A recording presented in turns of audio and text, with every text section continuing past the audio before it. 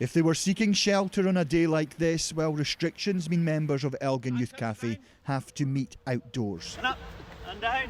An icebreaker appropriately called in the cold, as teenagers like Alicia find they can't access indoor spaces for socialising and support at what is an already difficult time. The pandemic's been quite hard, not being able to have the freedom we usually have, and obviously not being able to go to the cafe as much.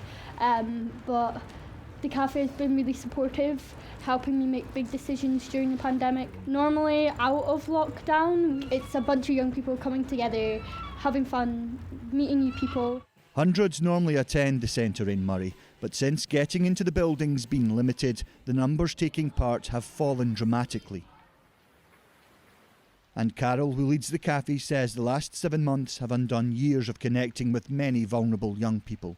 Do you worry that relationships you've built up over years are being lost? Absolutely. The fundamental building block of youth work is to build a relationship with a young person. Everything we do is based on communication and trust.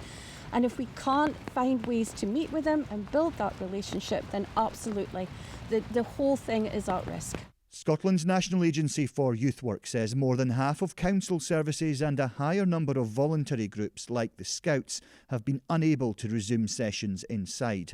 Despite the Scottish Government saying indoor meetups could restart from the end of August, it's thought different areas are interpreting the rules their own way. I don't think we'd be asking this question if we were talking about schools.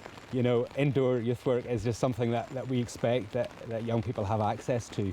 The stress around exams, you know, we've got rising anxiety, worry about young people for the future in terms of their employment prospects and everything else. So they do need that place to just talk to a youth worker, a trusted adult who they can share their story with. Doing that somewhere with someone has now become more difficult. Right now their lives and their future feel rained off. Alan Jenkins, 5 News,